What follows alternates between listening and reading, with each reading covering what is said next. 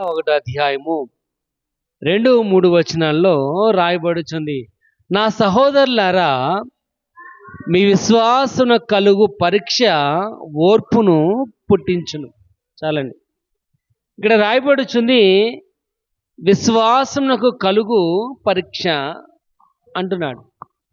అంటే విశ్వాసానికి పరీక్ష అనేది ఒకటి ఉంది. విశ్వాసానికి పరీక్ష ఉంది. పరీక్ష ఓర్పును పుట్టిస్తుంది అని రాయబడుచుంది. ఒకసారి మనం మన యొక్క జీవితంలో ఆలోచన చేస్తున్నట్లయితే పరీక్ష లేకుండా ఏ స్టూడెంట్ కూడా నెక్స్ట్ క్లాస్లోనికి ప్రమోట్ అన్నది అవ్వడం. ఏదో రకంగా వాడి ఎగ్జామ్ తప్పనిసరిగా ఈ సంవత్సరం అంతా వాడు చదివి పరీక్షలు రాయకుండా తర్వాత క్లాసులోనికి వెళ్ళాలంటే ఒప్పుకోరు, టీచర్లు ఒప్పుకోరు. కాబట్టి పరీక్ష ప్రతి ఒక్క స్టూడెంట్ యొక్క జీవితంలో ఒక విలువైన కార్యాన్ని చేస్తుంది. స్టూడెంట్ యొక్క జీవితంలో మాత్రమే కాదు, కానీ ప్రతి ఒక్క మనిషి జీవితంలో కూడా అనేక రకాలైన పరీక్షలు అనేవి కనబడతాయి. పరీక్షలు అంటే మనం అనుకుంటే పరీక్ష అంటే ఓన్లీ రాసేదే పరీక్ష కాదు. రాసేదే పరీక్ష కాదు. మన యొక్క కుటుంబ జీవితంలో, విశ్వాస జీవితంలో, దైనందిక జీవితంలో అనేకమైన పరీక్షలు రాయవలసిన వారిగా ఉన్నాం. ఇక్కడ మనిషి యొక్క జీవితమే ఒక పాఠశాల, పరీక్ష. మనిషి యొక్క జీవితంలో ప్రతీది కూడా పరీక్షతోనే కనెక్ట్ అయి ఉంటుంది. కానీ ఇక్కడ రాయబడుచుంది విశ్వాసమునకు కలుగు పరీక్ష అని రాయబడుచుంది. కానీ పరీక్ష మన జీవితానికి మంచి పాఠాన్ని నేర్పుతుంది. ప్రతి ఒక్క పరీక్ష మనకొక పాఠాన్ని నేర్పేదిగా ఉంటుంది. కానీ ఇక్కడ రాయబడుచుంది మీరు నానా విధములైన శోధనల చేత సతమతం అవుతున్నప్పుడు వాటిని చూసి భయపడకుండా మహా ఆనందముగా ఎంచుకోవాలంటున్నాడు. అంటే ఎప్పుడైతే మన యొక్క జీవితంలో పరీక్ష వచ్చిందో దాన్ని సంతోషముగా స్వీకరించాలంటున్నాడు. కానీ ఒకసారి మనం ఆలోచన చేసినట్లయితే స్టూడెంట్కి పరీక్షలు అంటే భయం. స్టూడెంట్ పరీక్షలు అంటే భయం. పరీక్షలు ఫలానా తారీఖు నుంచి అని చెప్పగానే వాడిలో భయం అనేది మొదలవుతుంది. కాబట్టి పరీక్షలు అంటే ఏంటంటే what you know, what you can do. పరీక్షలు ఎందుకంటే నీకు ఏం తెలుసో, నువ్వేం చేయగలవో తెలుసుకోవడానికే పరీక్ష, అదే తప్ప అంతకంటే వేరేదేమీ కాదు. ఇప్పుడు ఒకడు కంప్యూటర్ ఉద్యోగానికి వెళ్ళాడు. కంప్యూటర్ ఉద్యోగానికి వెళ్ళినప్పుడు అక్కడ అడుగుతాడు, బేసిక్ అనేది తెలియాలి. అక్కడికి వెళ్ళిన తర్వాత దీన్ని స్క్వేర్ ఫీట్ లాగా ఉంది, దీన్ని ఏమంటారు అంటే మన టీవీ అనకూడదు. ఎందుకంటే టీవీలో బొమ్మలు వస్తాయి, దాంట్లో కూడా బొమ్మలు వస్తాయి అని టీవీ అనకూడదు, దాన్ని మోనిటర్ అనాలి. ఎందుకంటే కంప్యూటర్ యొక్క భాషలో దాన్ని మోనిటర్ అంటారు. కాబట్టి అక్కడ చిన్న చుంచులా కనబడుతుంది, దీన్ని చుంచు అనకూడదు అమ్మా, దాన్ని మౌస్ అంటారు. ఇంగ్లీష్లో మౌస్ అంటే వెలక. దాన్ని మౌస్ అంటేనే ఆ పరిభాషలో దానికి అర్థం. తర్వాత అక్కడ చిన్న బాక్స్ లాగా ఉంటుంది, ఈ బాక్స్ని అమ్మ అట్టపెట్టి డబ్బా పెట్టి అనకూడదు, దాన్ని సిపి అనాలి. దాంట్లో కొన్ని మదర్ బోర్డులు, కొన్ని హార్డ్ డిస్కులు, కొన్ని డ్రైవ్లు ఉంటాయి. కాబట్టి దాని యొక్క భాషలోనే మనం చెప్పితే అప్పుడు అర్థమవుతుంది, ఓహో వీడికి కొంచెం ఏదో అవగాహన అనేది ఉంది అని. ఇక్కడ అలా తెలుసుకోవడం కోసమే పరీక్ష తప్ప అంతకంటే ఏమి కాదు. కనుక పరీక్ష మన యొక్క జీవితమునకు మంచి పాఠాలని నేర్పుతుంది. ఏ పరీక్ష రాసినా దాని ద్వారా మనము ఒక పాఠాన్ని మనము నేర్చుకునేవారుగానే ఉండాలి. అంతప్ప మనము కొని తెచ్చుకోవడం కాదు. కొన్ని పరీక్షలు మనమే తెచ్చుకుంటాం. కొన్ని పరీక్షలు ఆ పరీక్షలు కాదు. ఇక్కడ చెప్పేది ఏంటంటే విశ్వాస జీవితమునకు పరీక్ష. ఇక్కడ విశ్వాస యొక్క జీవితంలో కలుగు పరీక్షలను మహా ఆనందముతో స్వీకరించాలి అని. ఇక్కడ దినడం మనం నేర్చుకుందాం పరీక్షలు. దానివల్ల మనం ఏం పాఠాలు నేర్చుకుంటున్నాం, పరీక్షలు రాయటం వల్ల ప్రయోజనం ఏంటి నేర్చుకుందాం. ఎందుకంటే మన యొక్క విశ్వాస జీవితం అంతా కూడా పరీక్షలతో కనెక్టింగ్ అయి ఉంది. ఏ పరీక్ష రాయిపోయినా వాడిని ఫెయిల్ అయిపోయినాడు అంటాడు తప్ప పాస్ అయినవాడు అన్నాడు. కానీ మన యొక్క జీవితంలో పరీక్షలు మనం ఏమి నేర్పుతున్నాయో చూద్దాం. ముందుగా ఆదికాండము 37వ అధ్యాయము ఒకసారి చూద్దాం. ఆదికాండం 37వ అధ్యాయంలో ఒక వ్యక్తి కనబడతాడు. అతని పేరు యోసేపు. యోసేపు యొక్క జీవితం ఒకసారి మనం ఆలోచన చేస్తున్నట్లయితే అన్నల చేత ద్వేషింపబడిన వాడిగా కనబడుతున్నాడు. అన్నలు అతనంటే ఇష్టం లేదు, ఎందుకంటే భయంకరమైన కలలు కంటున్నాడు. ఒకసారి కలగన్నాడు, అందరూ పనులు కోసారు, యోసేపు కోసిన పన ఒకటి నిలబడ్డది, మిగతా అన్నయ్యల పనులన్నీ కూడా ఆ పనికి నమస్కారం చేసేయని చెప్పగానే అన్నయ్యలకు చాలా కోపం వచ్చింది. కాబట్టి వీడిని ఏ విధంగా తప్పించాలి, లేపేయాలనుకున్నారు అమ్మా. ఒక గొయ్యి తీసి గోతిలో పాడేశారు. అయినా వాళ్ళు సాటిస్ఫాక్షన్ అవ్వలేదు. అక్కడ ఇష్మాయేలీలకి అమ్మేసినట్లుగా కనబడుతుంది. అక్కడ నుంచి పొత్తిఫెర ఇంటికి వెళ్ళిపోయాడు. తన భార్య ద్వారా జైలుకి వెళ్ళాడు. ఆ జైలు నుంచి ఫరోకు వచ్చిన కళను వివరించడం ద్వారా మరలా ఆ యొక్క దేశానికి ఒక ప్రధానమంత్రిగా నియమించబడ్డాడు. కానీ అక్కడ ఒక మాట మనం ఆలోచన చేస్తున్నట్లయితే ఒకసారి చూడండి, 39వ అధ్యాయం ఒకసారి చూద్దాం. 39వ అధ్యాయం ఆదికాండంలో 2వ వచనం అనుకోండి ఒకసారి. యెహోవా యోసేపునకు తోడై ఉండెను గనుక. చాలండి, ఇక్కడ రాయబడి వచ్చింది యెహోవా యోసేపుకు తోడై ఉన్నాడు. అంటే యోసేపు యొక్క జీవితంలో ఎన్ని పరీక్షలు వచ్చినప్పటికీ ప్రతి పరీక్షలో కూడా యెహోవా యోసేపుకి తోడై ఉన్నాడు అని రాయబడి వచ్చింది. ఇంకా చూడండి, అదే ఇక 45వ అధ్యాయం ఒకసారి చూద్దాం. 45వ అధ్యాయము 5వ వచనం ఒకసారి చదవండి. దుఃఖపడకుడి, అది మీకు సంతాపము పుట్టింపనీయకుడి, ప్రాణ రక్షణ కొరకు దేవుడు మీకు ముందుగా నన్ను ఇక్కడికి. యోసేపు ఏమంటున్నాడంట, మీరు నన్ను నమ్మేసినందుకు బాధపడద్దు, దానికోసం మీరు విచారించవద్దు, ఎందుకంటే మీకోసమే దేవుడు నన్ను ముందుగా ఇక్కడికి పంపించాడు అంటున్నాడు. అంటే ఓవరాల్గా యోసేపు యొక్క జీవితంలో ఎన్ని పరీక్షలు వచ్చినప్పటికీ అతను అంటున్న మాట ఏంటంటే ఇది దేవుని యొక్క సంకల్పం అయ్యింది అని. కాబట్టి ఇక్కడ మనం నేర్చుకోవాలి, పరీక్షలు మన యొక్క జీవితంలోనికి మంచి పాఠాలు నేర్పుతున్నాయి కనుక ఒకటి పరీక్షలు ఇక్కడ రాయబడుచున్నాయి, అది దేవుని యొక్క ప్రణాళికలో ఒక భాగం. ఇక్కడ మనము పరీక్ష రాయాలి అన్నా, పరీక్షలు మనము పాస్ అవ్వాలి అన్న దేవుని యొక్క ప్రణాళిక. ఎందుకంటే ఇక్కడ అంటున్నాడు ఓవరాల్గా దానివల్ల నేను బాధపడతలేదు అంటున్నాడు. మీరు నన్ను నమ్మేసినందుకు నేను బాధపడతలేదు, మీరు నన్ను గోతులో వేసినందుకు బాధపడతలేదు, నేను జైల్లో ఉన్నందుకు బాధపడతలేదు, కానీ మీకోసం ఇక్కడ అంటున్నాడు ప్రాణరక్షణ కొరకు దేవుడు మీకు ముందుగా నన్ను ఇక్కడికి పంపించాడు అని రాయబడుతుంది. కాబట్టి ఒకటి పరీక్షలు దేవుని యొక్క ప్రణాళికలో ఒక భాగం. దేవుని యొక్క ఉద్దేశం లేకపోయినట్లయితే ఏ పరీక్ష కూడా జరగదు. కానీ ఇక్కడ రాయబడుతుంది ఏంటంటే పరీక్షలు అనుకోకుండా జరిగేవైతే కాదు. స్కూల్లో టీచర్ చెప్తాడు, రే వచ్చే వారం నుంచి ఎగ్జామ్స్ అని, అంటే మనం ఏం చేయాలి, సిద్ధపడాలి తప్ప మనం భయపెట్టాలని మాత్రం కాదు. కానీ ఇక్కడ రాయబడుచుంది మొదటిగా పరీక్షలు దేవుని యొక్క ప్రణాళికలో భాగం. రోమీయులకు రాసిన పత్రిక 8:28 చూద్దాం. రోమా 8:28 దేవుడు ప్రేమించు వానికి అనగా సంకల్పం చెప్పిన పిలువబడిన వారికి మేలు కలుగుటకై అని రాయబడుచుంది. అంటే ఏంటంట, దేవుని యొక్క సంకల్పం చెప్పున పిలువబడిన వారికి మేలు కలగడానికి కోసమే ప్రతి ఒక్క పరీక్ష అనేది ఏర్పాటు చేయబడి ఉంది.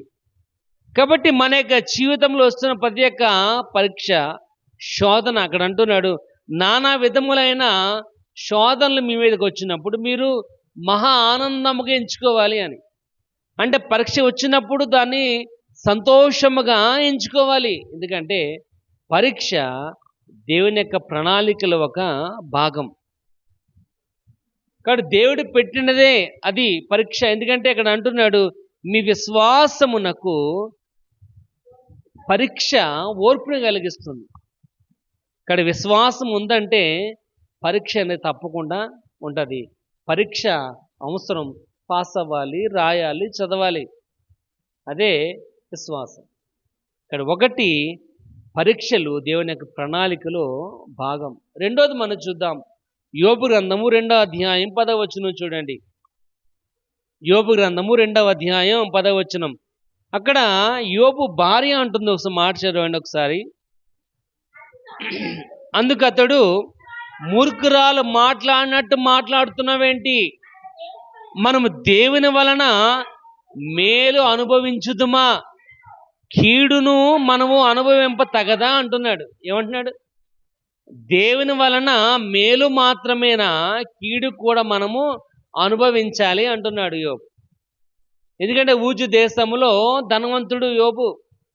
7 కుమారులు 3 కుమార్తెలు కలిగిన ఒక మంచి కుటుంబం, సంతోషం గల కుటుంబం, ఏ చీకు చింత లేని కుటుంబం. అతడు న్యాయాధిపతుడు, అతడు యథార్థవంతుడు, భక్తి కలిగిన, దేవుని వల్ల భయము కలిగిన వాడు. అతని అంటే వాడు ఎవడు కూడా లేడు అని రాయబడుచుంది. కాబట్టి యోబు యొక్క జీవితంలో ఒక భయంకరమైన శ్రమ, శోధన, పరీక్ష. చూడండి 1:12 చదవండి. 1:12. సమస్తము నీకు అప్పగిస్తున్నాను, అతనికి మాత్రము నువ్వు ఏ హాని చెయ్యొద్దు అని సెలవీయగా అపవాది యెహోవా సన్నిధి నుండి బయలుదేరాడు. ఇప్పుడు అపవాది ఎక్కడి నుంచి వచ్చాడు? యెహోవా దగ్గర నుంచే వచ్చాడు. అంటే యెహోవా ఆజ్ఞ ఇస్తేనే తప్ప యోబు యొక్క జీవితంలో పరీక్ష అనేది లేదు. కాబట్టి అతను దేవుడు ఆజ్ఞ ఇచ్చాడు కనుక అపవాది వచ్చాడు. ఎక్కడి నుంచి? యెహోవా సన్నిధుల నుండి బయలుదేరి వచ్చి అతను పరీక్షించడం మొదలుపెట్టాడు. కానీ ఇక్కడ రాయబడుచుంది, అతడు మాట అంటున్నాడు. చూడండి, అదే అధ్యాయంలో 21వ వచనం. దిగంబరనే వచ్చి తిని దిగంబరనే వెళ్ళిపోవాలి, యెహోవా ఇచ్చి యెహోవా తీసుకొనేను. ఇక్కడ ఒక మాట అంటున్నాడు, యెహోవా నామమునకు. దేని ద్వారా? అతనికి వచ్చిన పరీక్ష ద్వారా యోబు అంటున్నాడు, యెహోవా నామమునకు స్తుతి కలుగునుగా.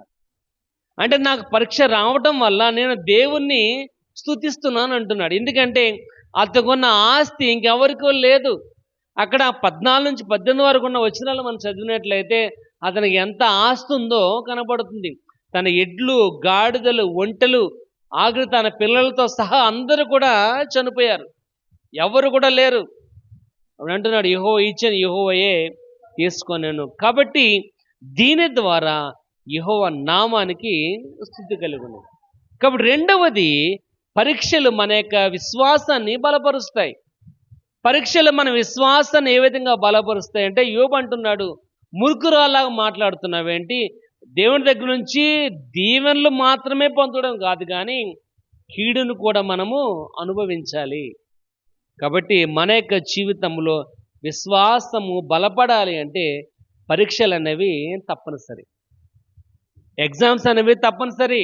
ఎందుకంటే అక్కడ రాయబడుచుంది, చూడండి, అరికాలు మొదలుకొని నడినెత్తి వరకు బాధగల కురుపులు వచ్చినాయి, గోళ్ళన్నీ ఊడిపోయినాయి, భయంకరమైన పరిస్థితి. ఒళ్ళు గోక్కుంటాకైనాను చెల్లపెంగలు తీసుకుని బూడిదలో కూర్చున్నవాడిగా కనబడుతున్నాడు. ఎన్ని శ్రమలు తన యొక్క జీవితం కలిగినప్పటికీ అతడు అంటున్న ఒకే ఒక మాట చూడండి. 13-15 చదవండి. 13వ అధ్యాయం 15 వచనం. 13వ అధ్యాయం 15 వచనం. ఇదిగో ఆయన నన్ను చంపినను నేను ఆయన కొరకు. ఇక్కడ రాయబడుచుంది, దేవుడు నన్ను చంపేసినప్పటికి కూడా నేను ఆయన కొరకే వెయిట్ చేస్తాను. ఇక్కడ రాయబడుచుంది, నన్ను చంపినను, నేను చనిపోయినను ఆయన కోసం నేను కనిపెట్టుకుని ఉంటా. తర్వాత చదవండి. ఆయన సన్నిధిని నా ప్రవర్తన నిజమని, న్యాయమైనదని నేను రుజువు చేసుకుంటా. మనం కూడా అంటూ ఉంటాం వాగ్దానాలు. ఏమా, నేను ఆ మాట అనలేదు, నువ్వు ఎక్కడ ఒట్టేయమంటే అక్కడ ఒట్టేస్తాను. ఏమా, దీపం వెలిగి ఆర్పమంటే ఆర్పేస్తాను, బైబిల్ మీద ఒట్టేయమంటే వేస్తాను. ఏమా, పిల్లల మీద ఒట్టేమని వేస్తాం. అంటే మనం ఏ విషయం ఏ తప్పు కూడా చేయలేదని మనం రుజువు చేసుకుంటాం. కానీ యోబు అంటున్నాడు, నా ప్రవర్తన సరైనది, యథార్థమైనదని నేను ఆయన దగ్గర రుజువు చేసుకుంటా. ఎందుకంటే ఆయన నన్ను చంపినాను, నేను ఆయన కోసమే ఉంటా. అది రావాలంటే విశ్వాసం, అది కావాలంటే పరీక్ష. కానీ ఇక్కడ రాయబడి వచ్చింది, పరీక్షలు నీ విశ్వాసాన్ని బలపరుస్తాయి. యోబు యొక్క జీవితంలో ఒకసారి చూడండి, 1 పేతురు 1:7 చూద్దాం. 1:7 సువర్ణమున శుద్ధపరచబడినట్లుగా మీ అమూల్యమైన విశ్వాసము ఏంటంట, అమూల్యమైన విశ్వాసము శోధనల పరీక్షల చేత ఏంటంట, మీ విశ్వాసము దానికంటే దేనికంటే బంగారము కంటే అమూల్యమైన దగ్గర రాయబడుతుంది. ఏంటది? విశ్వాసం. నీ విశ్వాసము బంగారం కంటే అమూల్యమైనది. కాబట్టి అమూల్యమైన విశ్వాసము పరీక్షలకు నిలబడాలి అంటే ఎగ్జామ్ అనేది రాయాలి. ఈ ఎగ్జామ్ ద్వారా, పరీక్షల ద్వారా దేవుడు నీ జీవితానికి ఒక పాఠాన్ని నేర్పుతున్నాడు. అక్కడ పరీక్షలు జీవితానికి మంచి పాఠాలు. కానీ ఇక్కడ రాయబడుచుంది ఏంటంటే, అతను అంటున్నాడు, సువర్ణము అగ్ని చేత ఏ విధంగా అయితే శుద్ధపరచబడుతుందో అమూల్యమైన విశ్వాసము కూడా పరీక్షలకు నిలబడినట్లుగా ఉండాలి. కాబట్టి పరీక్షలు నీ విశ్వాసాన్ని బలపరిచేవి. ఒకటి, పరీక్షలు దేవుని యొక్క సంకల్పమై ఉన్నాయి. రెండవది, పరీక్షలు నీ విశ్వాసాన్ని బలపరుస్తున్నాయి. మూడవది చూద్దాం. ఆదికాండం 12 ఒక వ్యక్తి కనబడుతున్నాడు.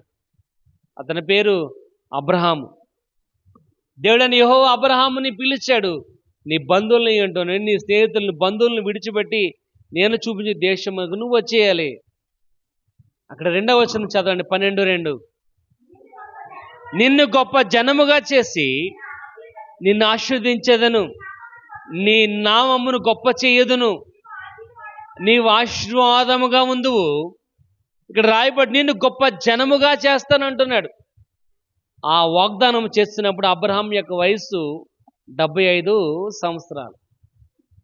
75 సంవత్సరాలు ఉన్న వయస్సులో దేవుడని యెహోవా అబ్రహాంని పిలిచాడు. కానీ ఆ వాగ్దానము నెరవేరడానికి బాగా సాగదీయబడింది. ఇవాళ రేపు రేపు రేపు అనుకుంటాయమ్మా, 25 సంవత్సరాలు గడిచిపోయి అబ్రహాం ఇప్పుడు 100 సంవత్సరాలు వచ్చినాయి. షారాకి 90 సంవత్సరాల వయసు గల స్త్రీ ధర్మము నిలిచిపోయింది. షారాకి పిల్లలు పుట్టే అవకాశం లేదు. ఎందుకంటే 19వ అధ్యాయంలో ఆ 3 దూతలు వచ్చినప్పుడు తలుపు వెనకలుండి నవ్వుకుంది.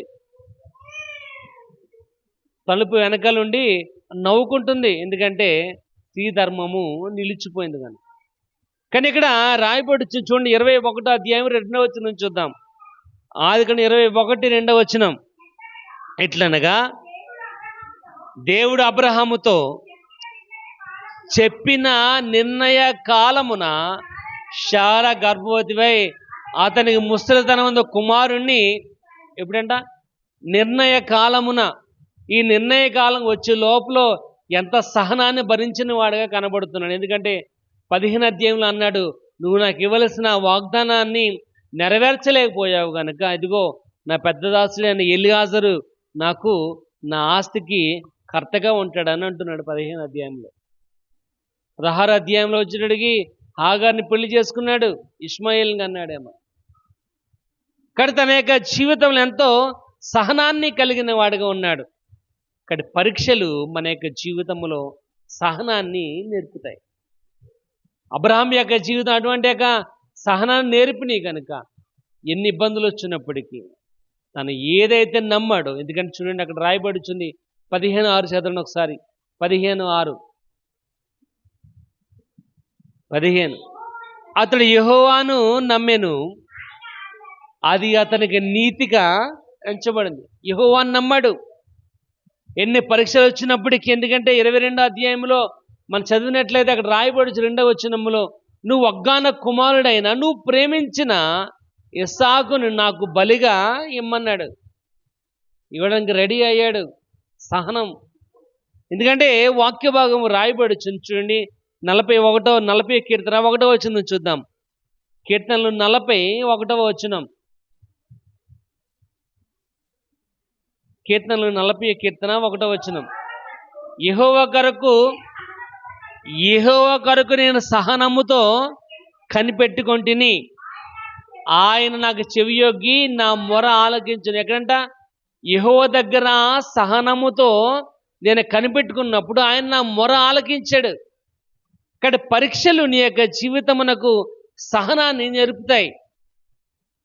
నీ విశ్వాసాన్ని బలపరచడం మాత్రమే కాదు, కానీ పరీక్షలు నీ యొక్క జీవితమునకు సహనాన్ని నేర్పేలా కనబడుతున్నాయి. ఒకసారి చూడండి, ఫిలిప్పీయులకు రాసిన పత్రిక 4వ అధ్యాయము 5వ వచనం చూద్దాం. ఫిలిప్పీ 4వ అధ్యాయం 5వ వచనం. మీ సహనము సకల జనులకు తెలియబడాలి. అంటే ఏంటి అమ్మా? నీ సహనం సకల జనులకు తెలియబడాలి అంటే ఏంటి? నువ్వెంత సహనంతో ఉన్నావో నీ పక్కాళ్ళకి తెలియాలి. సహనంతో ఉండగలుగుతున్నావా? ఎందుకంటే మనము ఒక మాట మనకు వినబడితేనేది మన ముందు ఏదో అనకుండానే ఆ మాట మనకు వినబడితేనే మన మనసులో మన యొక్క హృదయంలో రైళ్లు పరిగెడతాయి. ఎప్పుడు అడిగేయాలా, ఏది వాళ్ళు మన దగ్గర అనకుండానే ఒక మాట మనకు వ్యతిరేకంగా వినబడగానే మనం వెంటనే ఫైర్ అయిపోతూ ఉంటాం. కానీ ఇక్కడ రాయబడుచుంది, నీ సహనము సకల జనులకు తెలియబడనివ్వండి అని. ఎందుకు తెలియబడాలంటే 2వ పేతురు 1వ అధ్యాయం 6వ వచనం చూద్దాం. 2వ మందు ఆశ నిగ్రహమందు సహనమందు భక్తి. ఏంటంట? సహనమందు ఏం కనబడుతుందంట? భక్తి కనబడాలి. కాబట్టి పరీక్షలు నీ జీవితానికి మంచి పాఠాలు నేర్పేగా ఉన్నాయి కనుక సహనము ద్వారానే భక్తి. నీ విశ్వాసం ఎంత ఉందో, నీకు భక్తి ఎంత ఉందో తెలియాలంటే నువ్వు సహనంగా ప్రభు యొక్క సన్నిధిలో ఓపికతో ఉండాలి. అందుకే ఇక్కడ మనం చదివాం కదా, మీ విశ్వాసం కలుగు పరీక్ష ఓర్పును కలిగిస్తుంది. ఓర్పు అంటే సహనంగా ఉండాలి. ఎందుకంటే మనం చేస్తున్న ప్రార్థన, మనం అడిగిన యొక్క సహాయం వెంటనే మనం పొందకపోవచ్చు. ఒకసారి వెంటనే పొందొచ్చు, ఒకసారి సంవత్సరం పట్టవచ్చు, లేట్ అవ్వచ్చు, 2 రోజులు 3 రోజులు పట్టవచ్చు. ఇప్పుడు ఏం చేయాలి? ఓపికతో ఉండాలి, ఓర్పుగా ఉండాలి, సహనంగా ఉండాలి. ఆ సహనం ఎక్కడ నేర్పుతుందంటే నీకు పరీక్ష మాత్రమే నేర్పుతుంది. కనుక పరీక్షలు జీవితానికి మంచి పాఠాలు. ఏ విధంగా అంటే, 1 పరీక్షలు దేవుని యొక్క ప్రణాళికలో ఒక భాగం. పరీక్షలు విశ్వాసాన్ని బలపరుస్తాయి. 3వది పరీక్షలు సహనాన్ని నేర్పుతాయి. 4వది చూద్దాం. 2వ కొరింథీ 12వ అధ్యాయము 7వ వచనం. నాకు కలిగిన ప్రత్యక్షతను బహు విశేషముగా ఉన్నందున నేను అత్యధికముగా హెచ్చింపబడకుండానట్లు నా శరీరములో ఒక ఇబ్బంది ఉంది, నా శరీరంలో ఒక బలహీనత ఉంది, నా శరీరంలో ఒక శోధన ఉంది. పౌలు అంటున్నాడు, నేను చేసిన పని ప్రత్యక్షత వలన నేను గొప్ప చెప్పుకోకుండా నిమిత్తము, నేను హెచ్చింపబడకుండా నిమిత్తము ఏంటంట, నా శరీరంలో ఒక బలహీనత ఉంది. చూడండి, గలతీ 4వ అధ్యాయం 13వ వచనం. గలతీ 4:13. ఆ యొక్క బలహీనత, మీరు నాకు అన్యాయం చేయలేదు, శరీర దౌర్బల్యము చేత. ఇక్కడ రాయబడుచుంది ఆ బలహీనత ఏంటంటే శరీర దౌర్బల్యం, బలహీనత. శరీరము చాలా బలహీనంగా ఉంది.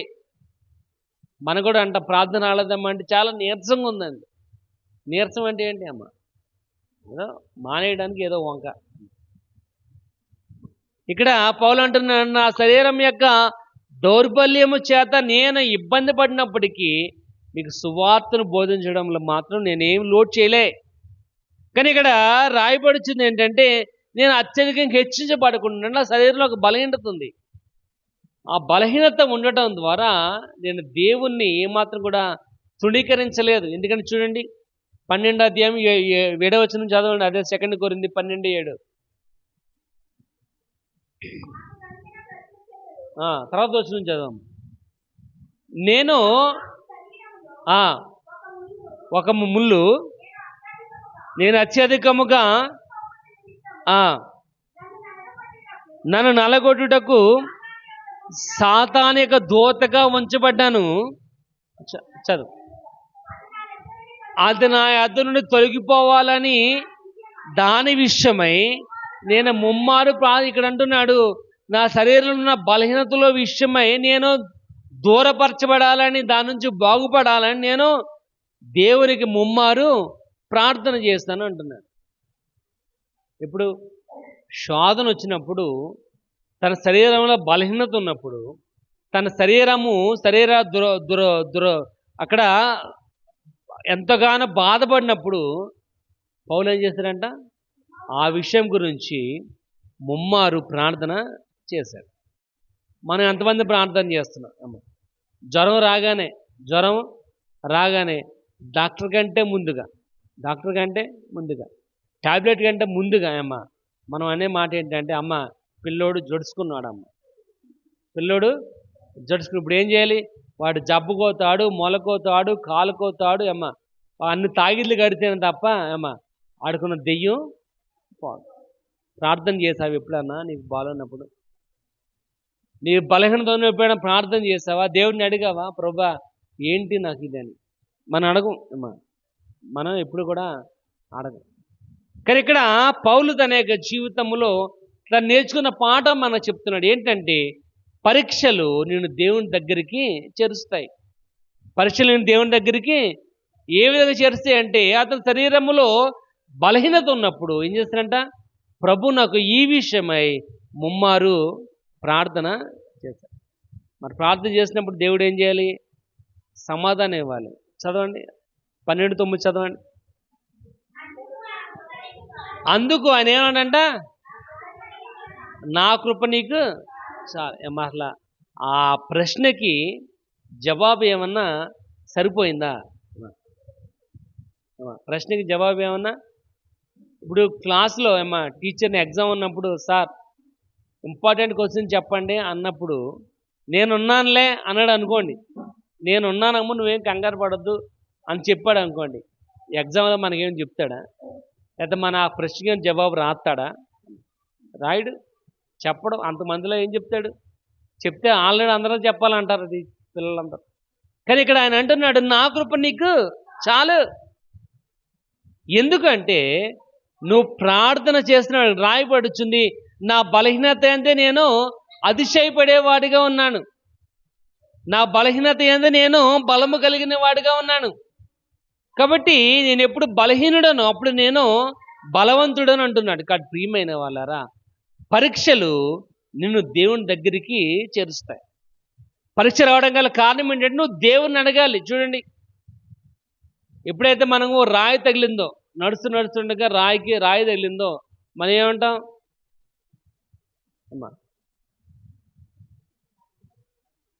నడుతూ నువ్వు రాయిని తన్నేసావు, ఏమంటావమ్మా? భలే తగిలింది అంటావా? అమ్మా అంటాం. ఇప్పుడు నన్ను పిలవదమ్మా, దెబ్బ తగిలింది కాబట్టి ఇప్పుడు అమ్మా అందే. కాబట్టి దెబ్బ తగిలినప్పుడే మనకు ఎవరు గుర్తొస్తారు? అమ్మ గుర్తొస్తుందమ్మా. దెబ్బ తగిలినప్పుడే మా అమ్మకి గాజు పగిలి గుచ్చుకుంది. రాగానే బ్యాగ్ తీసుకుంటాం మానేసి గాజు గుచ్చుకుపోయింది. బాధలు ఎవరు గుర్తొస్తారు మనకి? అమ్మ గుర్తొద్దు.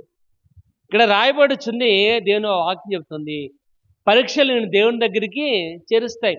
శోధన వచ్చినప్పుడే మనం వస్తాం తప్ప సంతోషం వచ్చినప్పుడు రాము. ఇప్పుడు మన డోక్రాలో 1,00,000 రూపాయలు వచ్చినాయి అనుకోండి, డోక్రాలో 1,00,000 వచ్చినాయి అనుకోండి, మన దేవుడికి జ్ఞాపకం రాడు, దేవుని కానుక ఇవ్వం. ఆయన వల్ల నాకు 1,00,000 వచ్చినాయి అనుకో, మనకి ఎప్పుడు గుర్తొస్తాడంటే 1వ తారీఖు 31వ తారీఖు సాయంత్రం గుర్తొస్తాడు, ప్రభా తెల్లారితే 1వ తారీఖు డోక్రా కట్టాలి, సాయం చేయండి. ఇప్పుడు 30వ తారీఖు రాత్రి గుర్తొస్తాడు. లోన్ తీసుకున్నప్పుడు జ్ఞాపకం రాడు దేవుడు మనం. అప్పుడు 1,00,000 వచ్చినప్పుడు ఎవడికిస్తే వడ్డీ వస్తుంది అమ్మ, ఎవడికి ఇస్తే వడ్డీ ఎక్కువ వస్తుంది. ఎవడైతే మనకు కరెక్ట్గా వడ్డీ ఇస్తాడో ఆడెక్కడ ఉన్నాడో నెగుతాం అమ్మ. కానీ డోకరా కట్టేటప్పుడు 30వ తారీఖు సాయంత్రం లేదా 1వ తారీఖు తెల్లారి అమ్మ, ప్రభా తెల్లారితే వచ్చేస్తారు 10 మంది, ప్రభా తెల్లారితేప్పటికి నా డబ్బులు నాకు వచ్చేయాలి ఎక్కడో చోట, అక్కడ ప్రార్థన చేస్తాం. అది కాదు ఇక్కడ ఉంది. శోధన పరీక్ష మనల్ని దేవుని దగ్గరికి నడిపిస్తుంది. శోధన వచ్చినప్పుడు మాత్రమే కాదు, కానీ ఇక్కడ అంటున్నాడు అది అక్కడ అంటుంది అదే, మీ విశ్వాసం కలుగు పరీక్ష ఓర్పుని కలిగిస్తుంది కనుక నానా విధములైన శోధనలు వచ్చినప్పుడు మహా ఆనందముతో స్వీకరించాలి. ఎందుకంటే అబ్రహాము జీవితంలో, యేషేబు జీవితంలో, యోబు యొక్క జీవితంలో ఎంతగా వారు శోధనలో పరీక్షలు రాస్తున్నప్పుడు అంతా కూడా వారు దేవుని దగ్గరగా ఉన్నారు కనుక అబ్రహాం యొక్క జీవితంలో అంటున్నారు. చూడండి ఒకసారి చూడండి, రోమా 4:18 చూద్దాం ఒకసారి. రోమా 4:18 వచ్చినాం. రోమా, నీ సంతానం ఇలాగుండునని చెప్పిన దానిని బట్టి అనేక జనములకు తండ్రి అగునట్లు ఏంటంట, నిరీక్షణకు ఆధారము లేనప్పుడు అతడు నిరీక్షణ కలిగిన వాడిగా ఉన్నాడు. ఏంటంట, అసలు ఏ హోప్ లేనప్పుడు అతను దేవుణ్ణి నమ్మాడు కనుక దేవుని యొక్క స్నేహితుడిగా అత్యంత ప్రియమైన వాడిగా ఉండడం గల కారణమైంది. ఇక్కడ ప్రియమైన వాళ్ళరా, పరీక్షలు రావాలి మన యొక్క జీవితంలో. ఆ పరీక్షల ద్వారానే మన విశ్వాసం బలపడుతుంది. ఆ పరీక్షల ద్వారానే సహనం బయటపడుతుంది. ఆ పరీక్షల ద్వారానే మన దేవునికి ఇంకా దగ్గరగా ఉండగలమని రాయబడుతుంది. కనుక పరీక్షలు జీవితానికి మంచి పాఠాలు. ఇక్కడ పరీక్షింపబడతాం దేవుని చేత దీవించబడడానికి మనము ప్రయత్నం చేద్దాం.